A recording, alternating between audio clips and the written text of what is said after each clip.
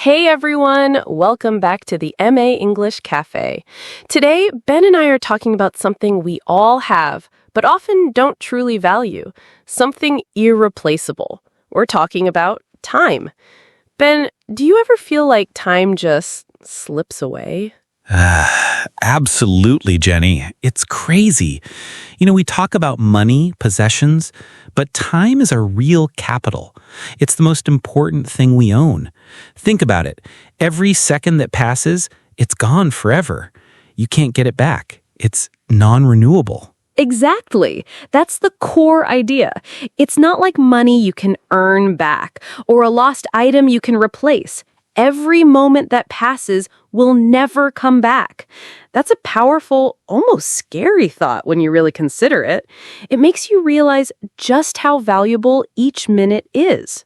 It really is. It makes the importance of time crystal clear. It's the foundation of everything. Our dreams, our goals, our relationships, our learning. It all happens in time. Without it, we have nothing. We can't do anything. So true, and yet so many of us treat it like it's endless, like we have an infinite supply. We waste it, sometimes without even thinking. Then we feel that knot in our stomach later, the regret. Oh, the regret. That's a heavy one.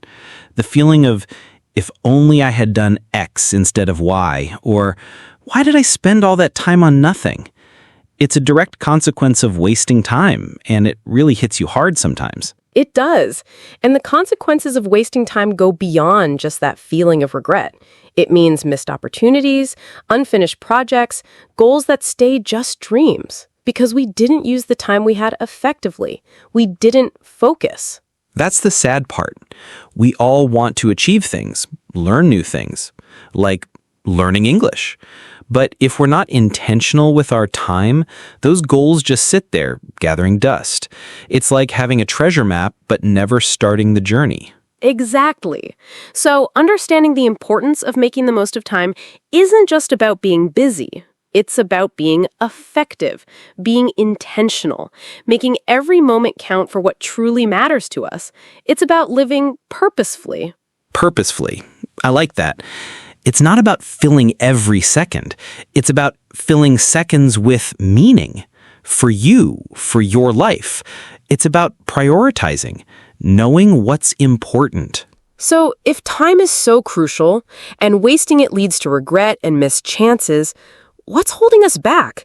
Why do we still struggle so much with preserving time, with using it wisely? What are the biggest blockers? Good question. I think a lot of it comes down to distractions and maybe a bit of fear. Fear of starting, fear of failure, or even just not knowing how to start. We can get overwhelmed.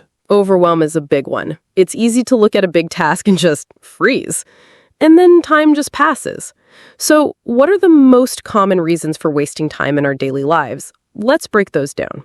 For me, social media is a huge one. Just scrolling mindlessly. Suddenly an hour is gone, or endless notifications, they pull you away. Or sometimes just waiting around, not being prepared. Yes! Notifications are notorious. They break your focus, or often it's just plain procrastination, putting off important tasks for easier, less meaningful ones, or watching just one more episode. Just one more, the ultimate time trap. Or maybe just a lack of clear goals. If you don't know what you want to do with your time, it's easy to just drift. Drifting is dangerous. It's like a boat without a rudder.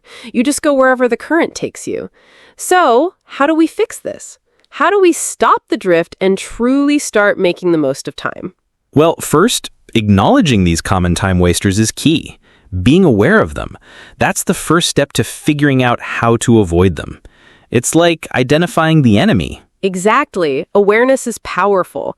If you're starting to feel the truth in these words, make sure to like this video. It really helps us reach more English learners with these important life lessons. So, we've identified some common time wasters: social media, notifications, procrastination, lack of clear goals.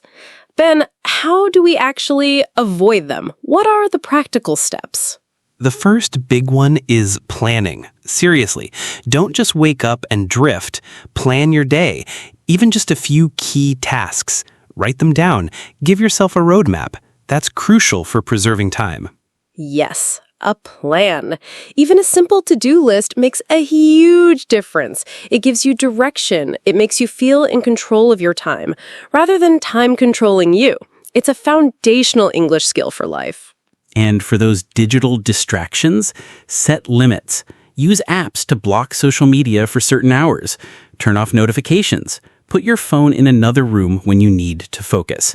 That's directly how to make the most of time. Smart! Digital detoxes, even small ones, can be incredibly freeing. They reclaim huge chunks of your time that disappear without you noticing. This also helps with English practice focus. Oh, absolutely. When you're studying English, those notifications are a killer. You start a grammar exercise, then ding, a message. And boom, your concentration is gone. You lose momentum. So true. And for procrastination, the just one more syndrome, break tasks into smaller pieces. Instead of write essay, try write introduction or outline paragraph 1. Smaller steps feel less daunting. That's a great tip. The 5-minute rule helps too.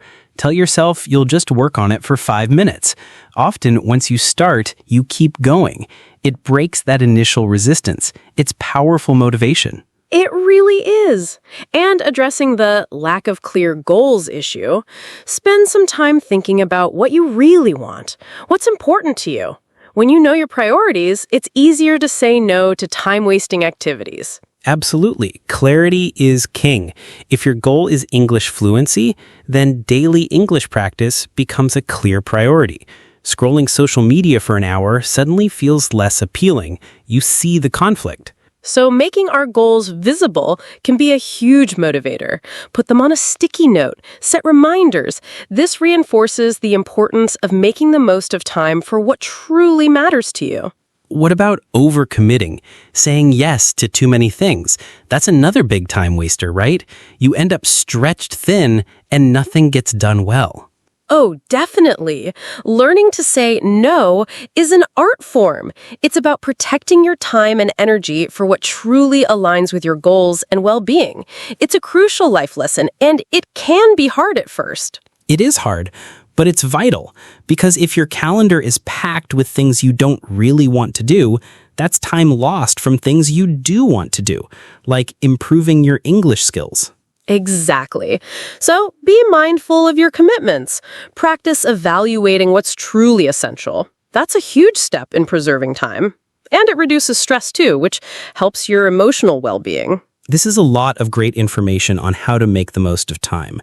For all our amazing listeners, if you're finding this helpful for your English learning journey and your life in general, make sure to subscribe to the MA English channel. Your support keeps us going and helps us create more valuable context. So, Ben, let's talk about the payoff.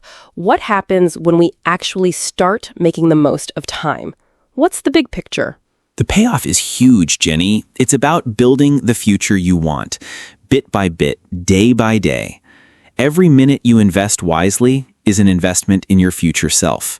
It builds momentum. It builds confidence. It really does. You start seeing progress, whether it's in your personal growth, your career, or your English fluency. That sense of accomplishment is incredibly powerful motivation. It replaces the regret of wasting time. Absolutely. Instead of looking back at time lost, you look forward to time gained, and you feel in control. That mindset shift is everything. It's about empowerment. It's about change.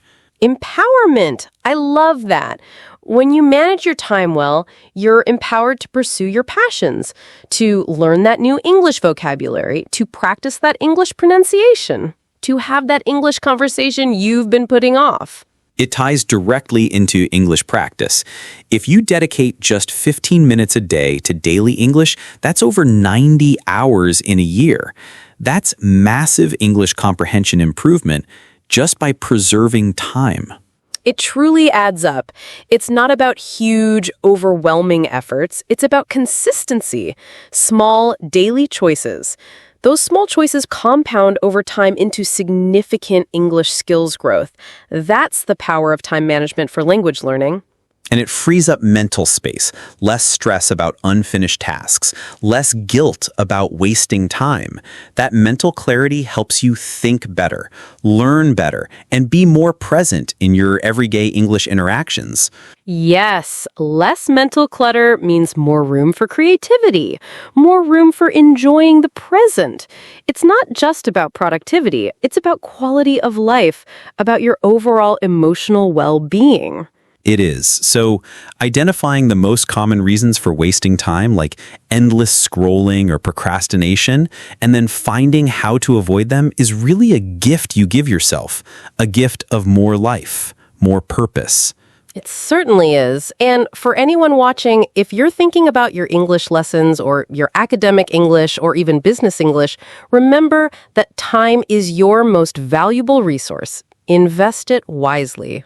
Wise words, Jenny. This has been a deeply important discussion. Thank you all for joining us today at the MA English Cafe. Thank you, friends. And tell us in the comments below, what's one small change you'll make today to better manage your time? We'd love to hear your plans.